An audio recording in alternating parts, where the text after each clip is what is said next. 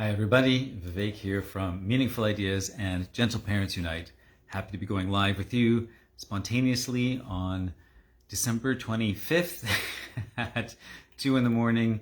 It's 2 in the morning and it's 2 in the morning and I've just been thinking all day because, you know, I work with a lot of families and I work with a lot of parents, and one of the things that's really hard is, I'm just posting this video in a couple of places. One thing that's really hard is when one parent doesn't trust or follow or want to follow gentle parenting. It's really hard.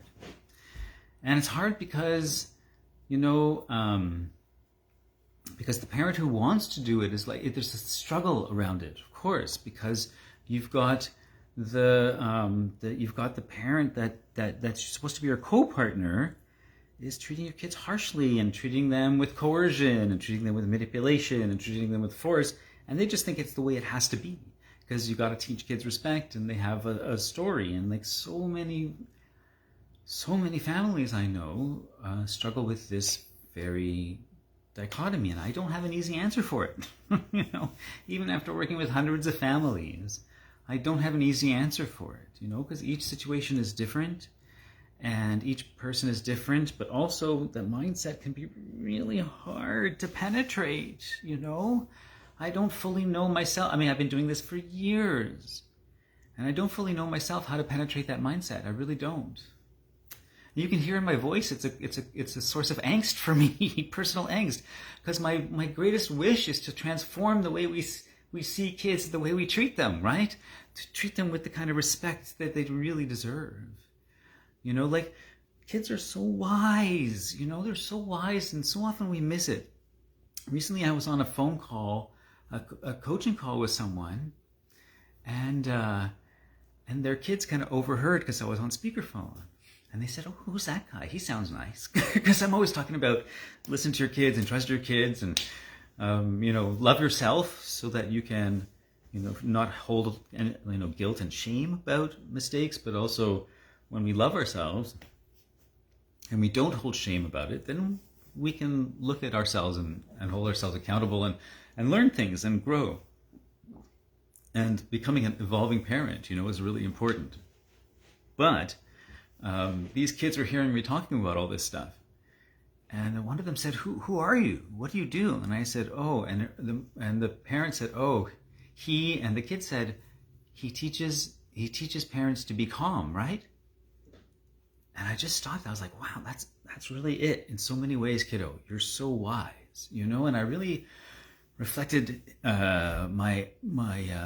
seeing his wisdom and his penetrative understanding of systems, understanding of relationships, of the environment. Like, I could see him kind of seeing all of that holistically in that one comment. I really could feel it, you know, because it came from something deep inside, you know, because I was like so validating of these kids. I was like, I'm so glad to know you all. I love you all so much. You're so great.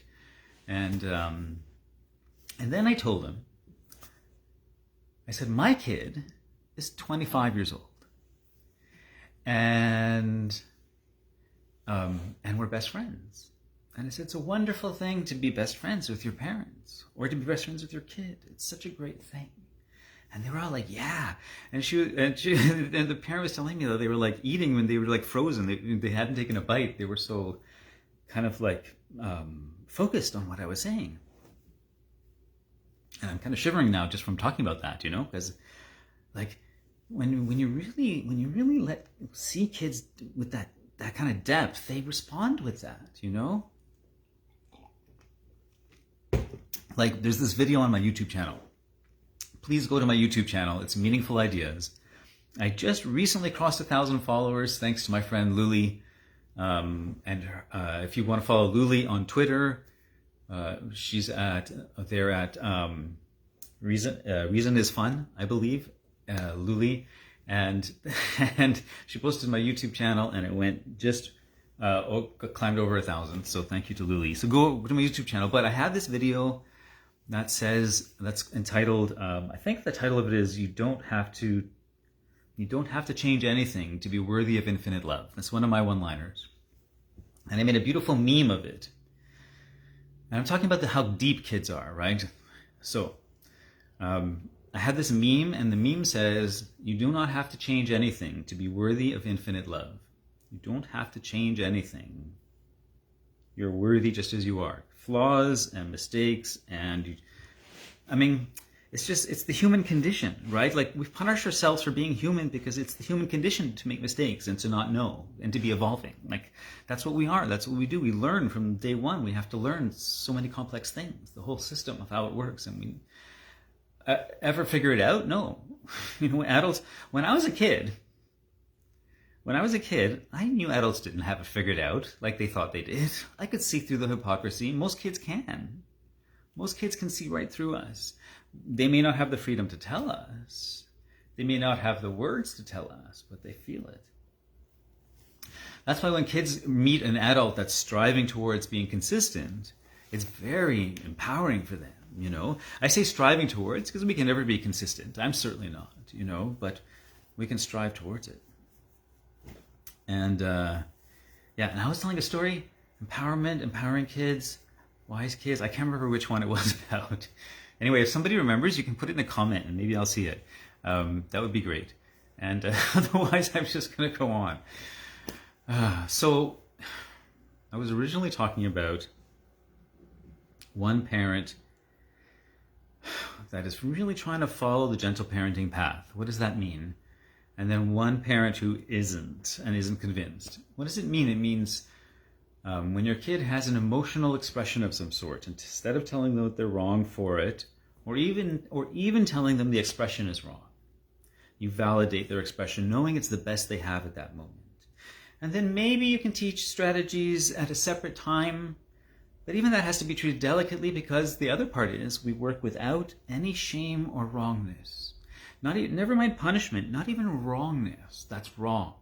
It's wrong, so you shouldn't do it.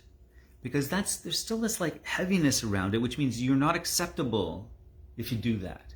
But they're going to do it 10 more times in the next 10 minutes. So then they're not acceptable continuously, because you can't suddenly stop something like that.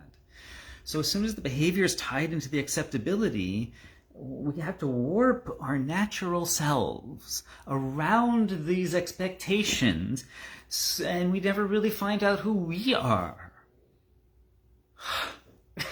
It took me so long to find my own sense of my own values again. And I'm 53, and I feel like I'm starting to figure that out. But I didn't want my kid to have to go through that, right? I wanted them to know their values from the inside out. So I didn't want to place this complex web in front of them. So that's why the shame and the wrongness, it doesn't actually help. So try not to do that. And then, but that means we don't use punishments and we don't use consequences. Even natural consequences. Often people talk about natural consequences, and even those can be used in a way to say, see, you got hurt when you did that. I didn't do it to you, but you still got hurt, so you shouldn't do that. So there's that, if that relationship still is there, it's still kind of punitive, right? But if it's oh, that was a really hard circumstance, and how did it work out? And let's explore it, and then let's, what do we do well, and what can we improve on? But everything's always in life. What did we do well? What can we improve on? And what can we do more of? What can we do less of? And why? And exploring that with our kids. Now, that's how the kids learn values. Now, why did I call this video The Power of Gentle Parenting? Because having explained all of that, the other argument is they need to learn respect. That's as deep as the argument goes. Because you can't really, because then as soon as even any of those words, if you pick them apart, you have to stop everything, right? First of all, they need to learn.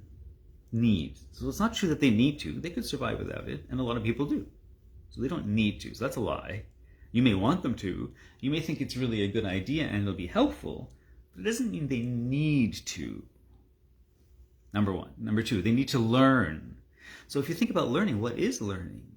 What is learning? Learning is not fear-based repetition.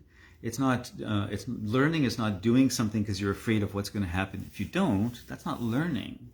And learning is not only in the behavior. Learning is something that is integrated. Like you learn for a test, but then you forget it 10 minutes later. It's not really learning. So then if we pick apart what is learning, they need to learn.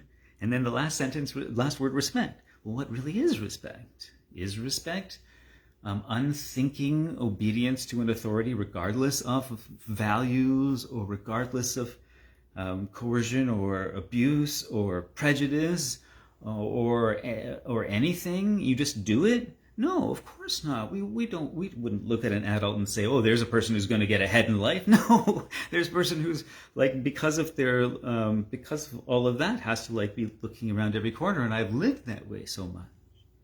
Like every day I get up and like, Vivek, don't sabotage everything because you think you're a failure. Like I live with that every day. And you think I'm exaggerating, unless you know me. If you know me, you're like, oh yeah, that's Vivek. But if you don't know me, you may not believe that, but it's true. Like that consciousness is in me, but I fight it every day. I fight it every day because I don't want to believe in it. Because when I see my kid, I don't want to believe in it for them, right? I want them to see themselves as like knowing themselves deeply, truly who they are. So if you take the phrase, they need to learn respect and understand that respect is a relationship. Respect is how we treat each other because we care about our impact. Because the moment there's no consequence, why would you behave with respect?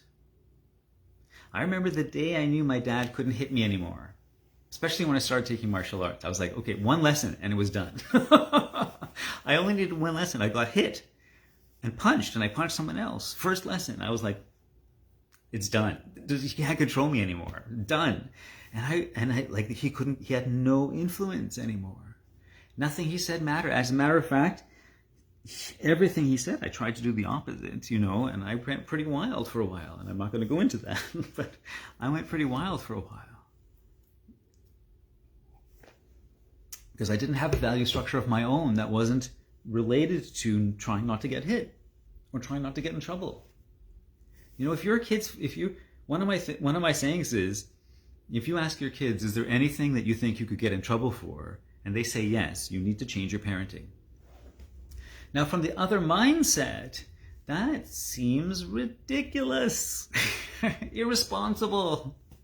Right? Like you're not going to teach them respect. But then you have to take those words. Teach. What is teach?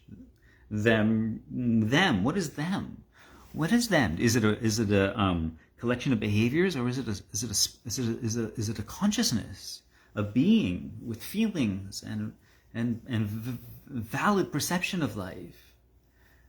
Like every time you look at any of the words in any of the sentences that people say to detract from the idea of the power of gentle parenting, it falls apart. You have to, it always leads, thinking about it deeply, always leads back to the non-coercive, collaborative, based in love and connection and the non-violence. And I mean non-violence to control each other. I'm a martial artist. I've been doing martial arts since 1988. So what is that, 33 years? Almost 34 years. And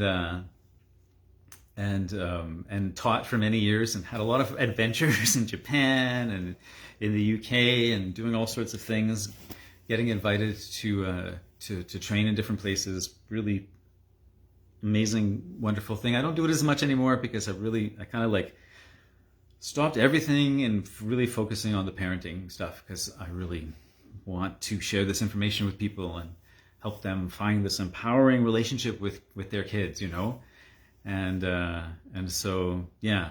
But I mean, I've been doing martial arts for a long time, and one of the things about martial arts is it's a lifelong practice, right? You never reach perfection in it. You're always, every day you get up, you practice, and you have something to learn, And if the teacher isn't doing that, you might want to question. My students were always pushing me, and then what I would teach them, they would go practice so hard, then they would push me, and I couldn't do the technique on them. I remember my one student, Mark, I showed him how to strengthen his wrists, and all of a sudden I couldn't do any wrist throw on him. I was like, oh, I taught you that too well. No, I can't do it. So I had to like relearn the whole technique much more structurally, because I realized I was using strength and using people's weakness in the wrist. But then when this student, he like the wrists were strong but incredibly flexible, and he would just like stand there looking at me. So I had to relearn the whole structure. And now I like it. Just think about that. Like after training for 20 years, my student gets to a point where I'm like, okay, I have to relearn the whole structure. Does that not sound like parenting? It's the same thing, right? And so, like, if you think about it that way, think of like when I was teaching martial arts, it's such a responsibility. People put and literally when you're teaching self-defense, especially, people put their lives in your hands. You know, my students have used what I've taught them numerous times to save themselves and other people, without having to use violence or very little. And it's a really beautiful thing. But a lot of it is because when I'm teaching martial arts, it's a relationship. You know, it's a deep relationship, and parenting is a deep relationship. It's kind of like that. You can think of yourself as a martial arts teacher, you know, in a way, you know, or you know, like I've gone to dance workshops. I'm also a dancer, and I've gone to dance workshops where like the teacher just took my heart, you know, and I'm like, I just like follow them, like, oh, I just want to move like you know, and and because it's like movement is so deep inside of me, so when I'm inspired by somebody, that inspiration just lights me up, you know, and in many ways we have the opportunity to guide our kids like that. Like that's when people think that gentle parenting isn't powerful, you know, they're not looking at that, you know, that we with the co-guiding mutual respect relationship, the kids open their hearts to respect so much. Oh, I remember the story I was telling before. Okay, good. I'm going to go back to it. I do this all the time. I remember a story like half an hour later. Thanks for staying up with me, by the way. It's like now it's 2 a.m. Tomorrow morning's Christmas morning. I'm so happy my kid is here. I'm not going to forget the story. My kid is here right now. We just spent the whole afternoon and evening together, and the two of us stayed up till just like when I started this live, till like 1:30, just talking together, talking about life and laughing, and she's so wise. So like I always make sure I try and remember to always have my notebook handy, so that because she says wise things, I write them down, you know, and she gives me a lot of business ideas and creative ideas, self-care ideas, you know, because she really wants me to take care of myself, so she thinks about that. It's amazing. We have a wonderful time. And so tomorrow morning we're going to do our traditional opening presents. And I'm mentioning this because my kid is, you know, it's 2 months ago now, almost, has moved into her own apartment. And we see her once every week, once every couple of weeks. So having her here on Christmas is a really lovely thing. And so, but this story. So I volunteer at a youth conference every year, and then I volunteer for the same organization at different youth events. And so this one time I was doing this conflict resolution workshop with kids that were in grade like 3, 4, 5, 6, something like that. And I had about 30 kids in my group. And we were supposed to do these role plays, and it's kind of chaotic, and half of them want to do it, and half of them don't. And for me, I don't care. You know, I'm not the kind of person who's going to say, listen, everybody, we need to do this, we need to get there. You'll never hear that tone come out of my voice out of my mouth when I'm with kids. No, I can't do it. And I can't put myself in the authority position like that. I can't do it. So I'm like, listen, the people who want to do it will go over here. People who want to chill, go over here. People who want to talk, go over here. You can each have your space, and there's some snacks over there. And do your thing. And then I would go to each group, and I would still engage with them around the material. I would still talk to them about it, and I would ask them questions, and I would show them stuff, and whatever.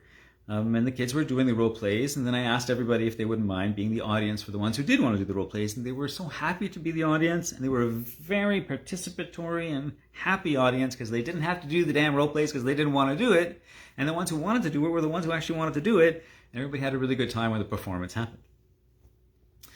But you know, like there's a tremendous amount of trust to do that.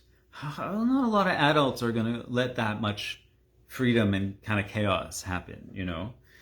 And I mean, the role plays were fantastic. Were they on topic entirely from how my adult mind imagined they would be? No, but the kids were so in. Anyway, so then like we were done like 10 minutes early. By the way, the organization I want to mention is Future Aces. It's the futureaces.org is and the Future Aces Foundation. And it was originally started by a man named Herb Carnegie. And he was one of the first black hockey players here in Canada. And he was one of the best players, not best black players, but the best players in the country. And he was like 100% in line for the NHL, and nobody would hire him because he was black. And his whole career was cut short. And so he got really, really angry. And then he decided to fuel that anger into making sure no one else had to go through what he went through. And he started the Future Aces Foundation. And he created this thing called the Future Aces Creed, which talks about the different attributes. And it's ACES, so it's like attitude and cooperation and empathy and, support or service. And then he would go door to door to school saying, I'd like to introduce this program to your kids. And eventually now it's in like hundreds of schools across Ontario here in Canada. And there's a big conference that they put on every year. And I've been volunteering since my kid was very young. So I love that organization. And I appreciate people who do things like that. I love following them in their footsteps. I met Herb a few times, and then the family has kept it going on. Anyway, so I'm at this workshop, and then there's 10 minutes left, and so all the kids are kind of like quieted down now. They're all sitting in little pods talking. There's 2 here, 3 there, a couple of kids on their own, a couple of kids on their phone. And of course, I'm never going to tell a kid, don't pick up your phone. Ever, never. Who am I? If you put me in front of a room full of kids and expect me to tell them not to put away their phone, I'm not going to do it. And if someone else comes in and tells them the phone, I'm going to pull out my phone in resistance. I'll always take the kid's side. I'm sorry. Anyway, so I'm in but the kids are all just hanging out now, right? And I was just flipping on my phone and I came across that meme. This is how I started it. I came across that meme. You do not have to change anything to be worthy of infinite love. And I thought, I'm just going to show this to the kids and see what they think, right? And so I went to the first group and I said, hey, I make memes. They went, you make memes? I said, yeah, I make memes. They said, wow. And this is a while back. And I said, sure. Do you want to see one? They said, sure. And I held up my phone to them. And I held up the phone and I showed them the meme. And they read it. And they were like, you do not have to change anything to be worthy of infinite love. And the first group, all 3 kids, there was 3 in the first group, and all 3 kids went, huh. And they just like froze like that. And then I went, and I said, oh, cool. They said, oh, thanks. And they were like a little bit dazed, oh, thanks. And then I went to the next group of 2. I'm kind of making up the numbers, but it was like a group of 2. But there was like 30 kids in the workshop, right? And I went to the next group of 2, and I said, hey, check it out, I make memes. You make memes? Yeah, I make memes. Hey, look, he makes memes. 2 or 3 others came around. They said, hey, read it. What do you think? You do not have to change anything to be worthy of infinite love. And all these kids, all of them, without exception, from the rowdiest to the and most social, quietest, the whole range, they all went, huh, yeah. All of them. And I went from group to... I was amazed. I didn't think that was going to happen. I could not have predicted that. And I went from group to group to group. Not one exception. And I made the video like shortly after I did it. If you go to my YouTube channel, that's how I started. If you go to my YouTube channel and find that video, and I actually think the cover of the video is the meme. It's like all colorful. And I think it's probably called "You Do Not Have to Change Anything to Be Worthy of Infinite Love," but I'm not sure. I guess I can look it up right now. It's not like we're going anywhere. It's 2:15 on Christmas. But yeah, you know, like the reason I mention that is how deep kids are. I want us to all see that. I want us to all feel that, so that we can touch them with these kind of things, you know, which, you know, part of it is hard because then that means I'm saying let's seek our own depths. Let's not parent from the surface, which means let's not live from the surface. I'm not saying what that means for anyone. I'm not saying that means you need to meditate necessarily. You do whatever you want, right? But what does it mean to you to parent from your depths? To give your kids the deepest that you have, that you are. It doesn't matter what it is. You know, I'm a jewelry designer. Another thing that I do, I make beautiful jewelry. And if you go to my photo albums, I have a whole album of my jewelry I made like 10 years ago. But like when I do my jewelry, I'm like, how am I doing this with my fullness? And how am I doing this with my fullness in service to my kid? Both. You know, this is parenting from your depth. Living from your depth as part of parenting from your depth. Or is it parenting from your depth as part of living from your depth? It has to be both, right?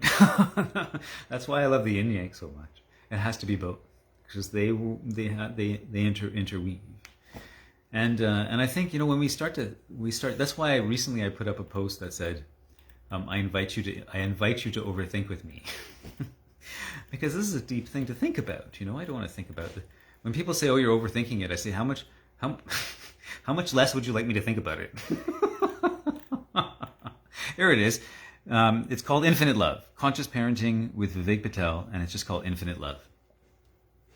And if you watch the video, I'll click play on it. If you watch the video, it's from 2017, May 2017, right? So it was like probably fresh from the workshop. All right, everybody, I think I'm done for today. I really wanted to share how powerful and profound that this path is. You know, it's not a path that's weak. It's a path that's deep, and it's powerful, and it's profound, because we're after the deepest thing. You know, and it's those deep things that give people the most powerful foundation to go out in the world and face a world of change and challenge. You know, to be able to be adaptable, to know yourself, to know your worth, and to really go after what's meaningful to you. What's meaningful to you, and go after it. Like that, you know, but to be able to do that with respectful relationships. That's when people think that's what they're talking about, respect. That's what they're really talking about. Actual respectful relationships, you know. And if I start going on that, it'll be another hour that I'll talk. So I'm going to stop, because I probably need to go to sleep. But I just was so full of feelings. And you know, my birthday's coming up on Monday. I'm going to be 53. So please do follow me on YouTube at Meaningful Ideas, and also here on Facebook at Meaningful Ideas, and also Instagram and Twitter, where I'm tweeting a lot more these days. And I just passed 600 followers on Twitter, which was fun. I just passed 4,000 on Instagram. Thank you so much for that. And I just passed 11,000 on Facebook. Thank you so much for that. I'm so appreciative that people are really resonating with my message, because I know it's hard, and I know it's challenging, and I know that I ask a lot. I ask a lot because I don't give any quarter. Don't force your kids. I just that's it. And then we'll figure it out after that, right? After that, we can figure it out. That's why I put so much information out, because it's hard to do it. It's hard to do it without the force. But if we commit to that as first principle, we commit, then we can figure out, how do we collaborate? How do we work? How do we work with our kids? And how do we build these powerful, positive patterns, right? And so that's why I invite you to follow me in all these places, because then there's a lot of information there. Even on my Facebook page, you know, there's like at least 100 articles that go into depth about how to talk to your kids, and how to talk to yourself, and how to think about things, plus all the lives that I've done. And I do it because I just care about that so much. I want you to have to find the ways that you can do this kind of parenting, where you like build these relationships of uncommon trust and connection with your kids, where they know you're their safest place, no matter what happens in the world. And we all want that, but how to actually implement it so our kids feel that in their nervous system, that's the work, you know? And that's one of the things that I'm wanting to help people with and share. Anyway, that's it. Thank you very much, everyone. I love you. Peace out.